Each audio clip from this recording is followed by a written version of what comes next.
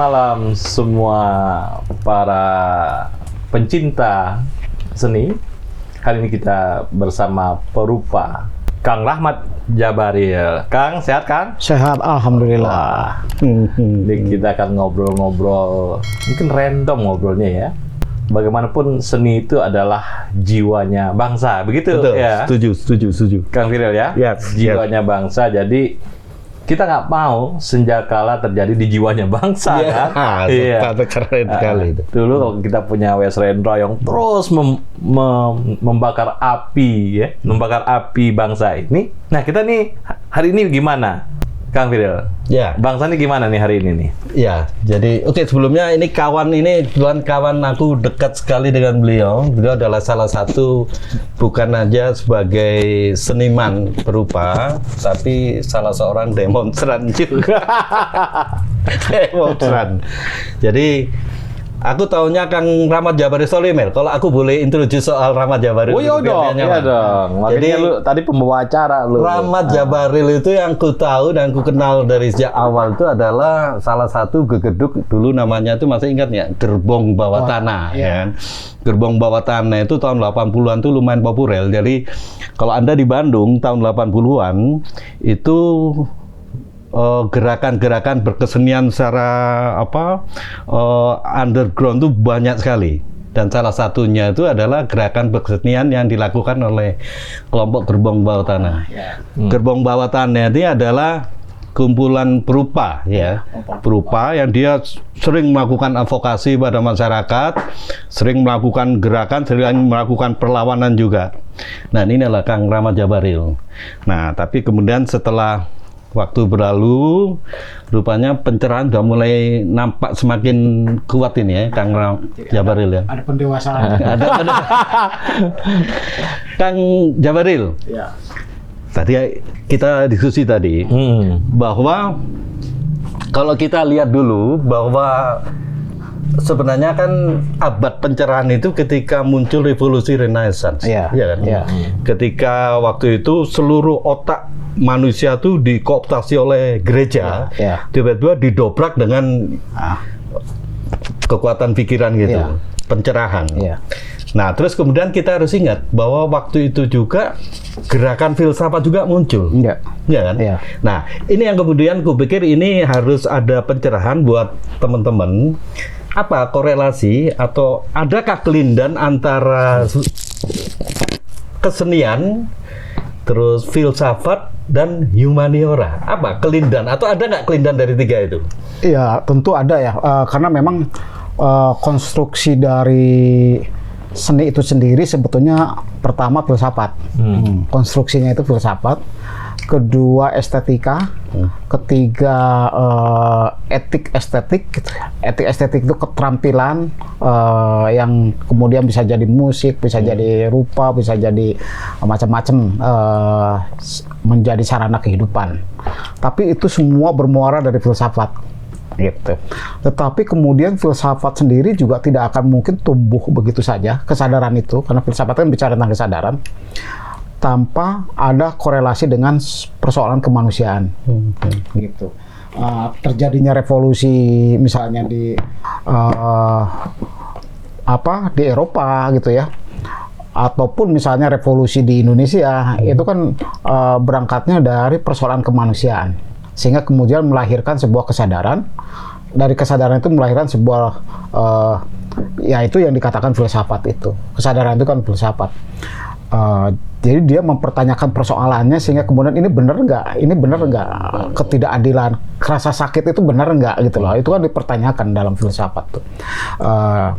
Karena filsafat itu sendiri sebetulnya ya berhubungan antara diri manusia sebagai makhluk yang dikatakan punya sebagai yang membedakan antara manusia dengan makhluk yang lain kan pikiran. Tetapi kemudian manusia sendiri juga diberi imbuhan sebagai makhluk sosial karena dia tidak bisa berdiri sendiri. Dia harus berhubungan dengan yang lain. Tetapi kan berbicara tentang persoalan humaniora, persoalan sosial itu kan dimensional. sifatnya itu jadi selalu akan berubah-ubah. Jadi pikiran di abad Renaissance belum tentu sama dengan abad sekarang karena perubahannya. Tetapi mungkin substansinya sama gitu. Tapi kan kita bisa misalnya bisa juga membaca bagaimana kemudian para tokoh-tokoh pemikir itu saling menjas gitu ya tingkat kebenarannya. Makanya kemudian juga Popper misalnya mengatakan bahwa kita harus punya keberanian walaupun misalnya setiap para filsuf itu pernyataannya adalah kebenaran gitu, karena tidak bisa dibantahkan antara misalnya Socrates, Descartes pikirannya benar-benar gitu. Tapi kemudian mereka di antara mereka juga saling membantah antara misalnya kemudian pada perkembangannya Karl Marx misalnya dengan yang lainnya di abad berikutnya juga seperti itu ya. Misalnya dalam pemahaman ilmu ya perkembangan ilmu filsafat kontemporer misalnya dari zaman Heidegger misalnya ya sampai kemudian Augusto Boal dan lain-lain kesininya varian warnanya terasa beda gitu ya, tetapi kemudian substansinya sama-sama gitu loh. Itu filsafat kayak gitu. Kalau bicara tentang substansi sama gitu semua, tetapi kemudian kenapa warnanya beda? Karena menyangkut persoalan analisis kemanusiaannya yang beragam, yang dimensional tadi. Jadi bicara tentang humanisme, bicara tentang humaniora itu sifatnya dimensional. Jadi tidak bisa diukur dalam satu titik gitu ya. Misalnya saya melihat Bung Piril dulu ganteng, sekarang gendut. lu bilang tadi gua dulu kumuh, sekarang gua bercerah gitu kan. Itu kan realitas dulu. Bukan semacam kebenaran mutlak bahwa Rahmat Jabaril itu begitu terus gitu loh. Pasti ada perubahan. Setiap manusia ada perubahan dan realitas itu sebetulnya abstrak gitu. Tidak bisa kita mendefinisikan sebuah kebenaran dari realitas seperti itu. Maka kemudian fungsi seni di situ di mana? Nah, fungsi seni itu adalah memberikan memberikan warna di dalam filsafat itu. Di dalam pikiran itu memberikan warna. Misalnya tadi antara pikirannya Heidegger misalnya dengan dengan Anna Arendt misalnya ya, kekasihnya itu kan padahal dia satu sempat pacaran bareng gitu ya, tapi kemudian cara berpikirnya lain. Itu yang membuat menariknya itu seperti itu gitu. Menarik dari seni berpikirnya itu seperti itu gitu. Seni argumentasinya itu beda dengan Heidegger misalnya gurunya gitu loh. Walaupun Heidegger juga sama gitu, kebenarannya tuh nggak bisa dibantah tentang ontologi gitu ya. Hannah Arendt juga tidak bisa dibantah tentang misalnya bicara tentang kekuasaan yang tidak bertuan misalnya dalam logikanya. Itu keindahan berpikir dari masing-masing. Antara saya dengan W.S. Rendra misalnya, walaupun bicara tentang kemanusiaan, tapi bentuk warnanya beda. Ya. Keindahannya tuh beda. Gitu. Nah, artinya yang membuat ragam dari kesemestaan itu adalah keindahannya itu sendiri. Berarti seninya sendiri. Ya. Aspek seninya sendiri. Karena apa? Istilah filsuf dari Rusia itu lupa lagi namanya, yang dia nulis tentang kritik seni terhadap persoalan sosial. Dia bilang bahwa yang indah itu bukan alam semesta tapi pikiran gitu loh. Oke. Ril, tapi kan seni nggak harus indah, Ril. Indah itu kan relatif. Jadi indah itu kan misalnya gini, indah itu bukan kita melihat gunung, pemandangan gunung seperti itu, atau laut yang dikeruping gitu, karena lautnya juga tidak indah gitu loh. Nah, apa yang indah dari laut, apa yang indah dari gunung? Ketika dikeruping, pakai kamera, pakai alas mata terbatas, itu kan keindahannya dengan fokus kamera misalnya, itu kan keindahannya. Oh di situ. Jadi artinya ada pikiran di situ. Seni itu kan tidak harus indah gitu ya. Kita lihat lukisannya Apandi. Nggak indah itu. Nggak indah. tapi ada ekspresi di situ. Ya, Ada yang membedakan antara keindahan yang yang membedakan antara si. Jadi tergantung pada persepsi. Mungkin bagi saya apaan itu indah. Mungkin bagi yang lain itu seram gitu. Jadi itu kembali lagi pada cara bagaimana kita memandang sudut pandang keindahan itu. Karena bicara tentang sudut pandang keindahan itu berhubungan dengan pengalaman batin dan pengalaman intelektual seseorang. Kayak gitu. Gitu. Iya. Jadi gini, kau ingat nggak kita dulu pernah diskusi. Jadi soal zaman dulu ya. Dulu itu Lekra itu kan bahkan mewajibkan anggotanya itu untuk turba kan, untuk menyerap energi rakyat sebelum kau berkarya. Lupakan karyamu yang dulu, kau turun dulu ke desa, tinggal situ dan nggak main-main itu, bisa sampai bulanan, bisa sampai tahunan, hanya untuk menyerap itu, menyerap energi dan baru kemudian keluarkan dalam bentuk karya. Itulah kenapa kemudian karya-karya Lekra itu begitu bertenaga ya, kalau kulihat ya, karena itu hasil dari proses internalisasi yang hebat. Nah, itu ada korelasinya dengan bangsa. Misalnya gini, Ril. Kalau kau lihat tadi, bahwa seni, filsafat dan humaniora itu ya, bahwa fungsi semua itu dalam seni kan pada akhirnya medium ya, itu kan untuk mencerdaskan masyarakat. Apakah kalau kemudian masyarakat menjadi sering tersulut kayak sekarang ya, masyarakat jadi sumbu pendek, gampang tersulut, gampang terpecah belah, apakah itu berarti seniman atau seni nggak menyentuh mereka? Jadi tugas para seniman itu sebetulnya tugas seniman itu memberikan kesadaran filosofis bagi publik, bagi siapa saja ya. Seharusnya begitu. Melalui karya dia. Melalui karyanya, melalui pikirannya. Jadi artinya begini, dulu mungkin zaman-zaman saya tahun 80-an tuh karya-karya saya tuh cenderung dikatakan realis sosial gitu ya. Jadi gambar realitas yang ada itu yang seperti Lekra, yang teman-teman kiri lah gitu ya. Terus kemudian aku coba sedikit robah gitu. Waktu itu ternyata cara seperti itu juga salah. Karena aku tidak memberikan pendidikan berpikir buat si publik buat masyarakat itu sendiri.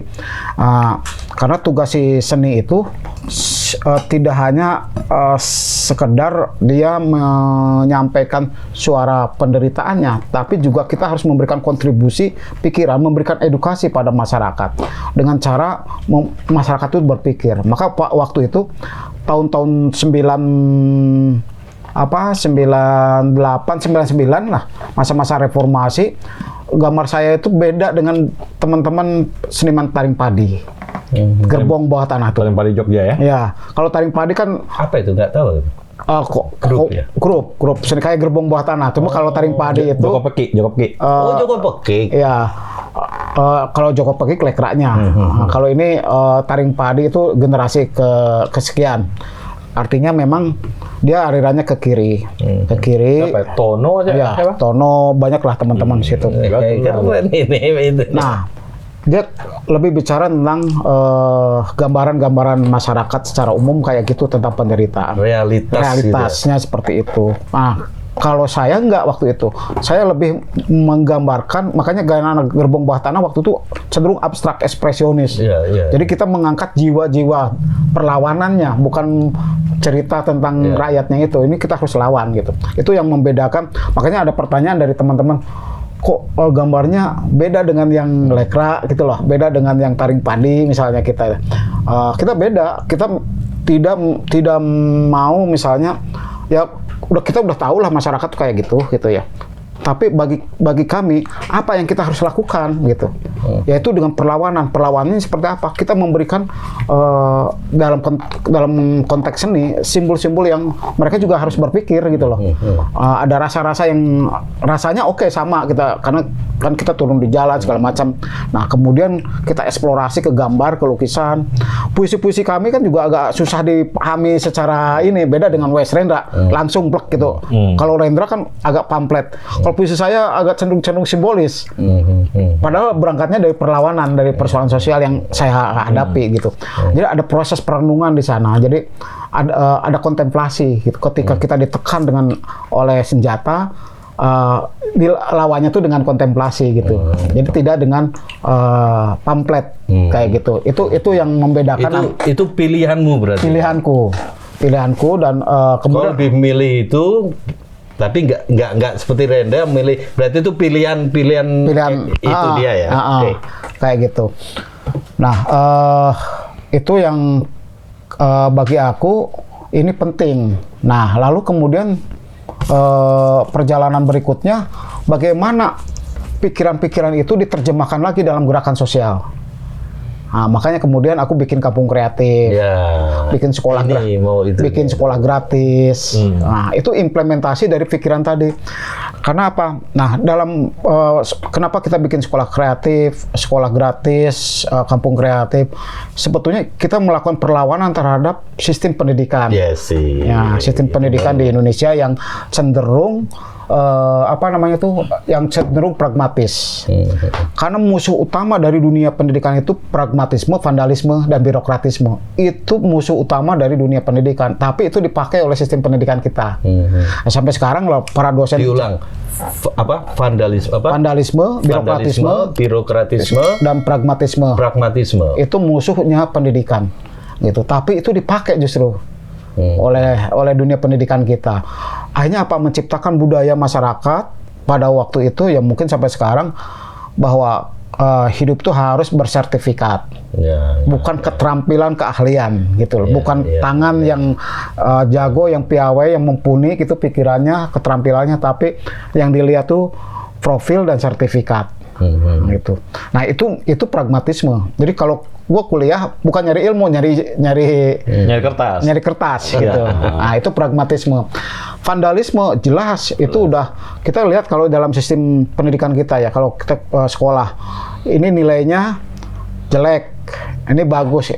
Jadi nilai-nilai kemanusiaan kita tuh dianggap jelek dan bagus, itu ini. Kalau menurut saya vandal.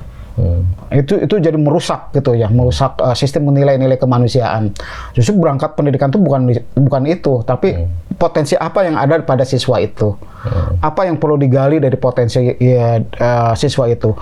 Dan hakikatnya dari pendidikan itu kan bagaimana kemudian peserta didik itu mengenal dirinya, bukan menjadi robot gitu loh. Nah itu vandal ya. Birokratisme ya, kita udah tahu bagaimana kita mau sekolah harus punya duit segala macam. Kalau yang tidak punya duit tidak bisa sekolah, tidak bisa kuliah, akhirnya mereka jadi gelandangan. Itu kan korban dari sistem pendidikan yang tadi itu ya, sistem pendidikan yang kapitalistik. Dan ini terbukti sampai saat ini. Kita kalau misalnya pengen jadi profesor, kan harus punya Scopus internasional tuh. Coba bisa dibayangkan harga Scopus internasional satu tulisan itu bisa 10 dia kecil, udah 35 sekarang. Satu tulisan. Makanya Tista gagal jadi profesor. Karena tidak bisa nulis, dia nggak bisa nulis. Kedua mahal. Itu jadi problem. Karya nggak bisa. Nggak bisa. Sekarang harus ada tulisan. Karena gitu. itu jurnal ya. Jurnal untuk jurnal-jurnal internasional dan itu diakui. Nah ini menjadi problem dan ini sebetulnya tanggung jawab kita sebagai seniman. Ya saya sebagai seniman bagaimana melawan ini? Ya caranya saya membuat pendidikan kampung kreatif. Bagaimana? Kenapa kampung dijadikan kampung kreatif? Karena saya berangkatnya dari bahwa pendidikan itu tidak bisa lepas dari ruang dan waktu. Nah mereka itu kan punya ruang dan waktu.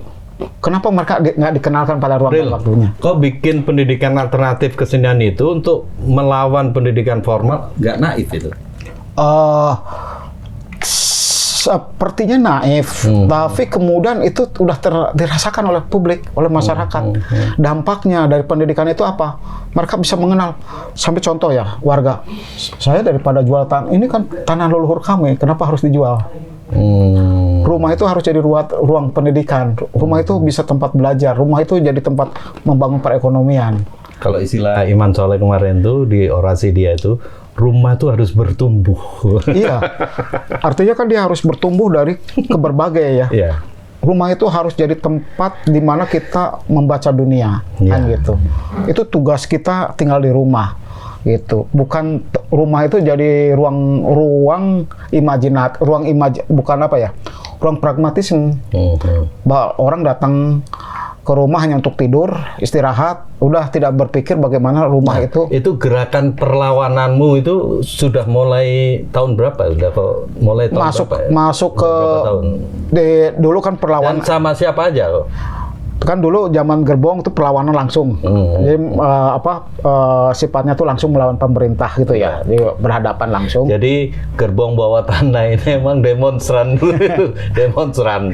Jadi tahun 80-an mahasiswa aktivis 80-an udah populer itu dengan gerbong bawah tanah. Bawa demo 5-10 orang jalan pokoknya demo. Jalan. Gerbong bawah tanah. Terus kemudian era reformasi itu ada pertanyaan dari teman-teman tuh. Jabaril, ini udah reformasi, apa yang kamu rasakan? Wah, aku bilang ya jauh dari harapan kan gitu, jauh dari harapan. Ketika kemudian pada waktu itu ya udah tahu sendiri ya, gugatan kita tentang Orde Baru kemudian gagal semua tuh, gagal semua. Dan kemudian waktu itu kan sepakat dengan di teman-teman tuh. Oke, kita kalau gitu menyelusup ke masing-masing ke mana-mana gitu. Tapi yang jadi masalah kan tidak ada koordinasi. Si siapa? Ada yang anak UPI itu siapa itu? Ada anak UPI. Siapa itu? Adiknya Pri itu. Iya. Si siapa Fahri masuk PKS kan nggak ada kabar, tiba-tiba udah duduk di parlemen gitu. Si siapa Budiman tiba-tiba nyelonong di mana gitu loh.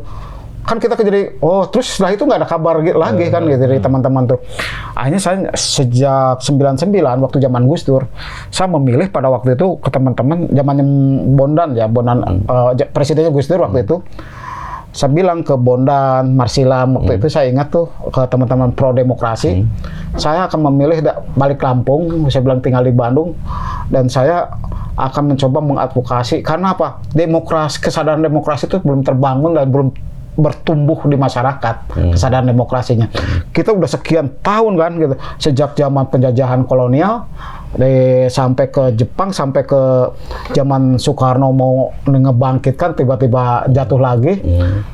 Dan lama kita dibodohin. Saya bilang tugas kita aktivis itu, oke, teman-teman masuk di kekuasaan, tapi harus seimbang dengan teman-teman yang masuk di dunia pendidikan masyarakat. Itu penting, pendidikan demokrasi itu penting di masyarakat. Jadi udah berapa lama kau lakukan gerakan perlawanan itu tadi itu? Aku tuh mulai aktif di jalanan tuh dari tahun 85. Yang bikin sekolah-sekolah tadi itu? Dari sekolah, bangun sekolah tuh 93. Terus sekolahnya di mana aja, Kang? Di yang tadi tuh? Di kampung-kampung ini. Aku dulu bikin kelas persamaan. Masih ada yang belum diambil jasa paket B, paket C ya. Oh, bikin paket ya? Paket juga. Aku bikin. Itu. Aku punya 300 siswa. Wadah, mantap. Terus gurunya aku ngambil, guru-guru sekolah, karena kan ada peraturan guru wajib sekian jam. Nah, kalau kan dihitung mereka nggak memenuhi standar jam, aku laporin, saya bilang nih kan. Akhirnya guru-guru itu pada takut, akhirnya ngisi di tempatku ngajar, akhirnya ngajar. Terus kita kerjasama waktu itu dengan SMA 19 sama SMA 9. Kita masuk kerjasama dengan si Pak Iwan tuh.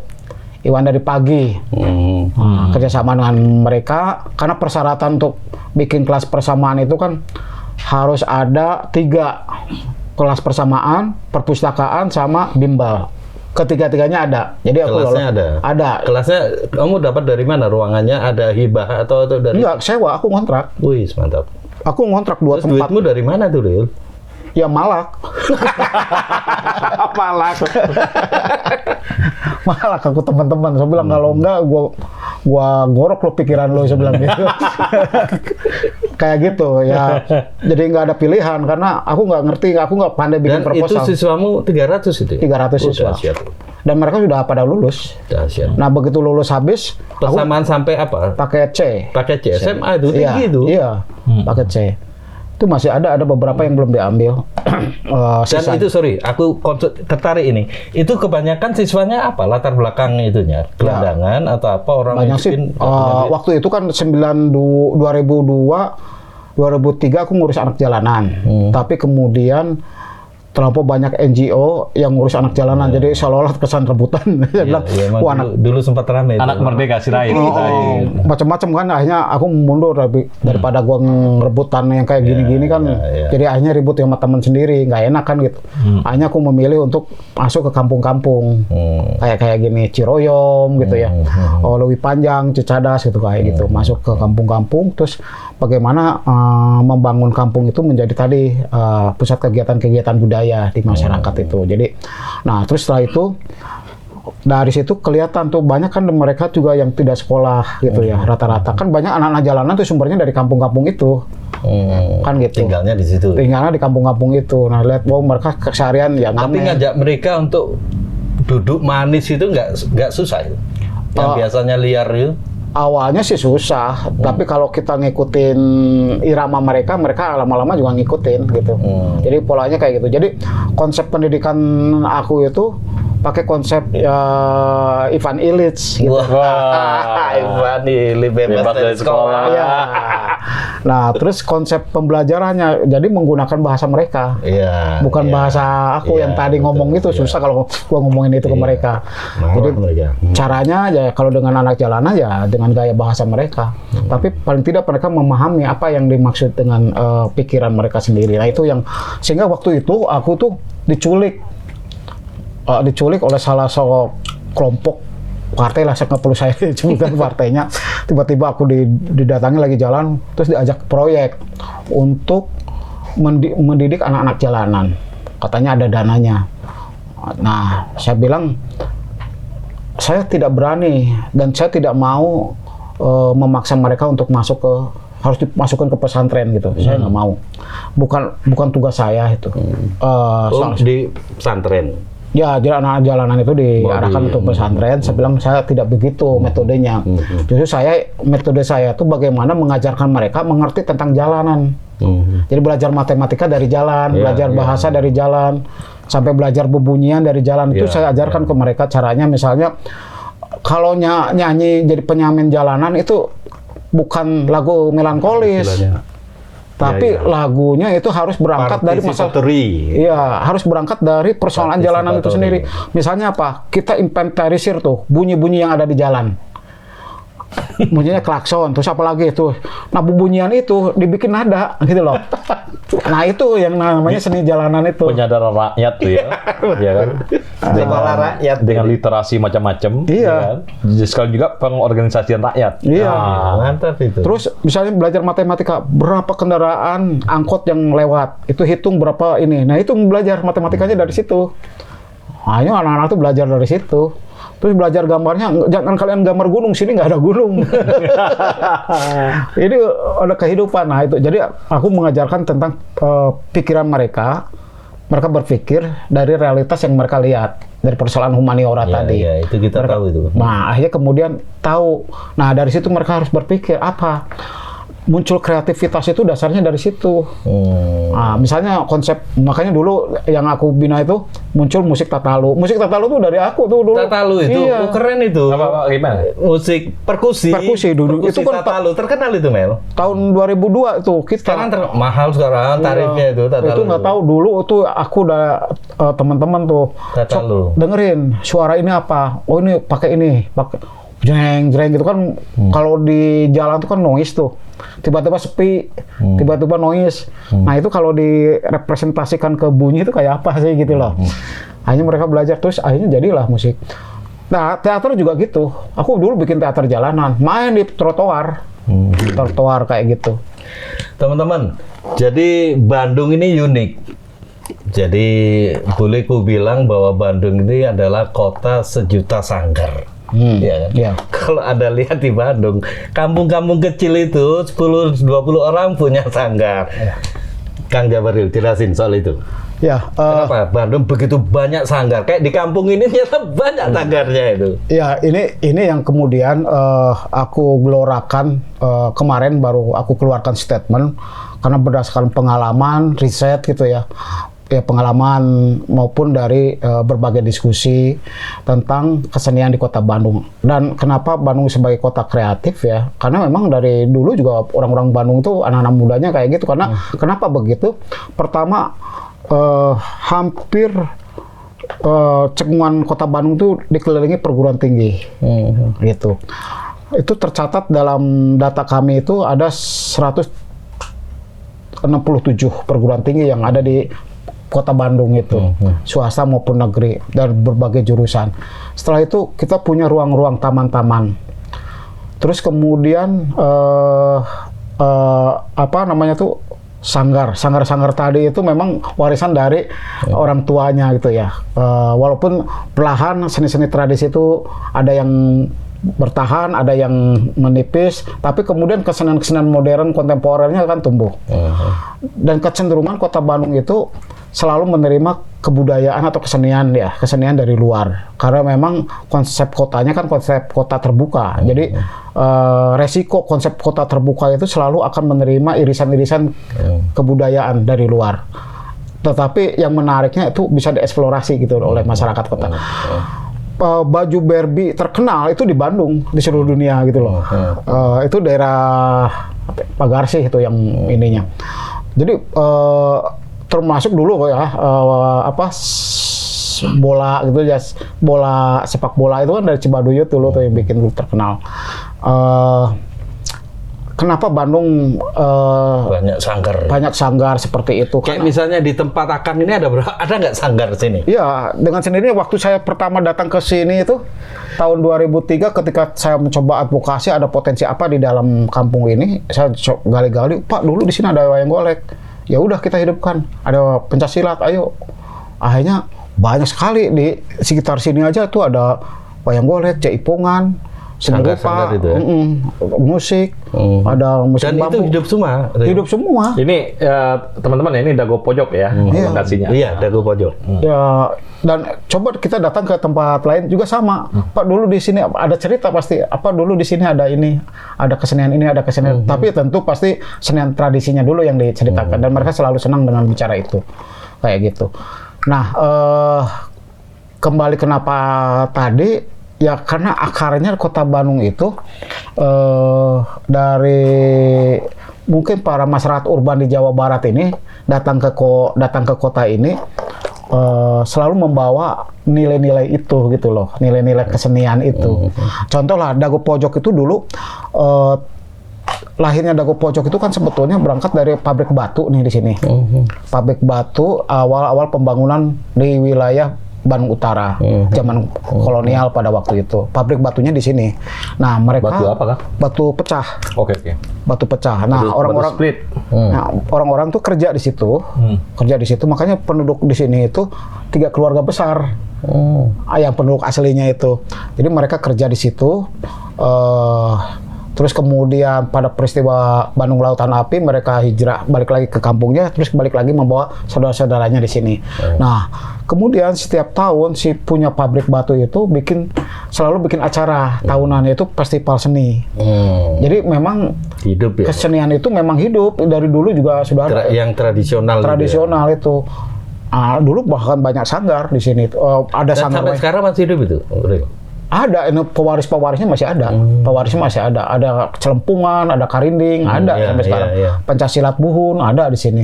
Makanya saya sering kalau bikin festival kampung, mereka turun semua. Apalagi Agustusan turun semua. Bikin festival kampung keren itu. Iya. Tapi di satu kawasan. Iya. Keren itu.